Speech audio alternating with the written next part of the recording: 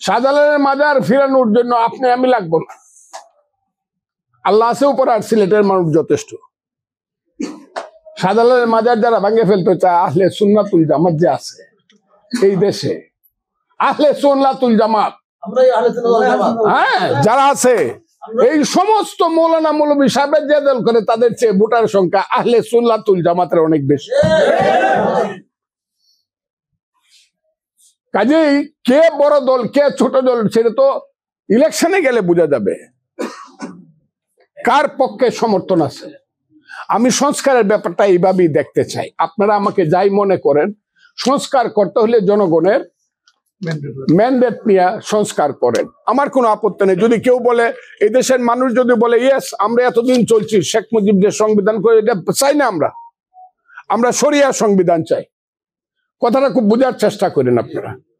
আর মানুষ যদি বলে হ্যাঁ আমরা শরিয়া সংবিধান, আমি কিন্তু একদম মানুষের পক্ষে গিয়ে দাঁড়াবো,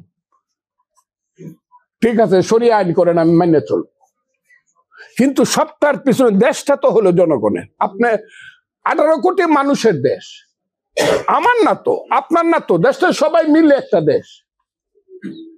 18 কোটি মানুষকে আগে জিজ্ঞাসা করেন যে তুমি তো এই দেশের মালিক, এই বাড়ির মালিক, তুমি পাহারাদার কাকে রাখতে চাও, সে পাহারাদার রাখুক। আমি মনে করি এইরকম।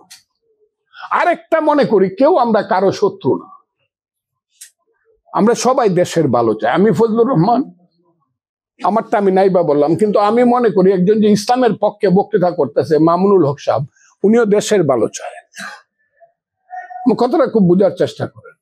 একজন যে বক্তৃতা করতেছে জামাতের আমির, উনিও উনার মতো করে দেশের ভালো চায়। আর একজন যে কমিউনিস্ট পার্টির বক্তৃতা করতেছে প্রিন্স, ও দেশের ভালো চায় ওর মতো করে। আমি কাউকে দেশের শত্রু মনে করি না, কিন্তু একটা জিনিসে আমাদের সবার একমত হইতে হবে যে দেশ চালাইতে হবে, জনগণের সমর্থন লাগবে। এই ব্যাপারটা আপনারা মানেন কিনা আমি জানি না, যে জনগণের সবাই আস্তে আস্তে কাজ করবে। এই যে আমাদের সন্তানেরা পার্টি করতে চায়, যে আমাদের এক সন্তান বক্তৃতা করে গেল, বক্তৃতার ভাষাটা খুব একটু বেশি, এই বয়সে আমরা এরকমই করতাম। তো এই যে করে গেল আমাদের সন্তানেরা, তারা 5ই আগস্ট করছে, আমি ছিলাম 5ই আগস্ট। আমি যে কোনো সময় মরতে পারতাম, যে কোনো সময় আমি গুম হইতে পারতাম। আমি শেখ হাসিনা সরকার বিরুদ্ধে যে কঠিন কথা বলছি, হে আল্লাহ, শেখ হাসিনা সরকারের পতনের আগে তুমি আমাকে মৃত্যু দিও না। আপনারা বুঝি এই কথাগুলো যে শুনে থাকেন, এহেন কোনো কথা না। এই উবায়দুল কাদের রাজাকারের বাচ্চা বলছি না আমি, এই রাজাকারের, এই শেখ হাসিনা নিজে ডুববে, মহান বাপ নিয়ে ডুববি, দেশটাকে ডুবাইবে। কথাটা ঠিক না বেঠিক? এই উবায়দুল কাদের কই থাকবো, এদের খোঁজ কোথাও মানুষ খুঁজা পাইবো না পৃথিবীতে, কোথায় থাকবো? কথাটা ঠিক হয়েছে না বেঠিক হয়েছে? এখানে তো আমরা জয় লাভ করলাম, জয় তো সবাই মিল্লা করলাম, তা আমার জয়ের ভাগটা দেন না কেন? আপনারা বাবারা খালি, ছাত্ররা খালি জয় করে ফেলছেন, আমি তোমরা আমাদের সন্তান, তোমরা জয় করলে তো আমি সবচেয়ে খুশি। ছেলে ফার্স্ট ডিভিশন পাইলে বাপের চেয়ে তো খুশি কেউ হয় না। আমি তো সবচেয়ে খুশি, আমার ছেলেরা সব জিতে ফেলছে, ফুটবল খেলা বা ক্রিকেট খেলে বিশ্বকাপ নিয়ে আইসা পড়ছে, আমি তো খুশি। কিন্তু এইটা কেন বলো শুধু আমরাই জিতছি? আমরা দোয়া করছি না, করছি কিনা যে হাসিনা যাক? বলেন তো দেখি করছি কিনা? আমি বলছি 24 ঘন্টার মধ্যে হাসিনা চলে যাবে, 4 তারিখে বলছি। আপনারা আমার টকশোটা দয়া করে যদি কেউ চ্যালেঞ্জ করেন শুনেন। বলছি কেমনে বললেন? আমি বলছি হাসিনা উত্তর সিরানা হয়ে গেছে, মুরব্বীরা মারা যাওয়ার আগে উত্তর দিকে মাথা ফিরাই দেয়, উত্তর সিরানা হয়ে গেছে, 24 ঘন্টার মধ্যে মারা যাবে, হাসিনা সরকার চলে যাবে। চ্যালেঞ্জ করছি, আল্লাহ উপরে আমার অভিজ্ঞতা বলে 24 ঘন্টার মধ্যে 23 ঘন্টা 15 মিনিট আমরা খেলছি হাসিনার সাথে, আর 45 মিনিট আল্লাহ কইছে হারুলের ডিম ডারে আমি একটু টিপা দিয়ে দিই, either you fly or you die, সময় 45 মিনিট।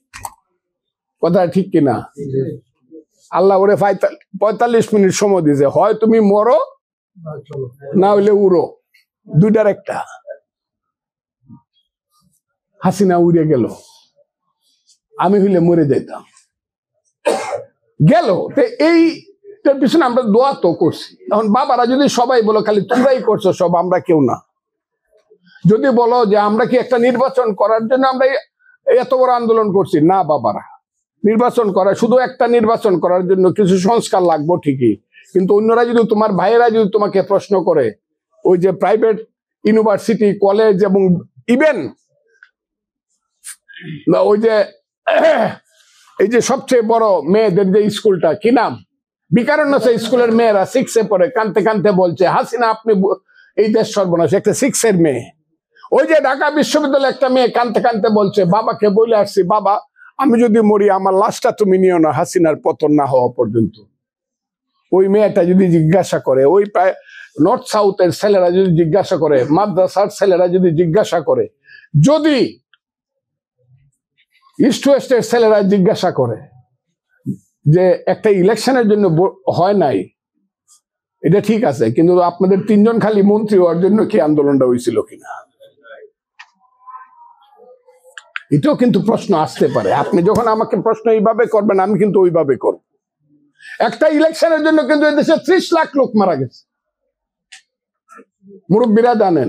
70 সনের 7ই ডিসেম্বর ভোট হইল, শেখ মুজিবুর রহমানের নেতৃত্বে আওয়ামী লীগ সারা পাকিস্তানে মেজরিটি পেয়ে গেল, খালি বাংলাদেশের ভোট দিয়া। কারণ বাংলাদেশে সিট ছিল 162 আর পাকিস্তানের সিট ছিল বাকি 138। কথাগুলা খুব বোঝার চেষ্টা করেন। শেখ মুজিবুর রহমান একটা 160টা সিট পেয়ে গেল, কাজে সমস্ত পাকিস্তানের মেজরিটি হইলো। এহিয়া খান পাঞ্জাবিদের মাথা গরম হইলো, তারা ক্ষমতা দিল না, যে কোনো ভাবেই হোক।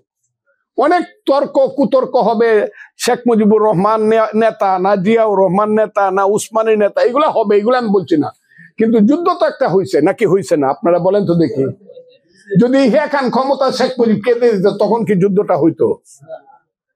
তাইলে ভোটের রায় মানে না বলেই কিন্তু যুদ্ধটা হয়েছে। ভোটটা বড় মারাত্মক জিনিস। 36 বছর যে ছেলেটির বয়স, যে যুবকের বয়স, হাসিনার সময়ে 3টা ইলেকশনে ভোট দিতে পারে না, আজ পর্যন্ত কোনো ভোটই দিতে পারে না।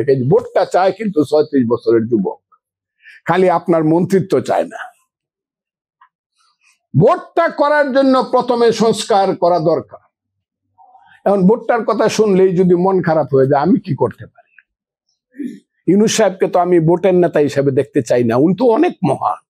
10 জন প্রধানমন্ত্রী যুক্ত করলো, তার মতো লম্বা হবে না। উনি কেন বাংলাদেশের প্রধানমন্ত্রী হওয়ার জন্য ভোট দেরি করবে বা কুটিলতা এটা করে না, উনি করবেন বলে আমি মনেও করি না। কিন্তু ছেলেরা যদি মন্ত্রী হইতে চাও বাবারা, তাইলে কিন্তু ইলেকশন করে খাওয়ান লাগবো। কি কথাটা ঠিক না বেঠিক বলেন আপনারা? সারা জীবন কিন্তু বিনা ভোটে তোমরা থাকতে পারবে না। তুমি দল করো করো, আমি আগেই তোমাদেরকে আমি অভিনন্দন জানায় রাখলাম, করো। কিন্তু যদি মন্ত্রী যারা আছে, উপদেষ্টা, তারাও যদি দলে থাকতে চাও, তাহলে পথ ছাইরা করো।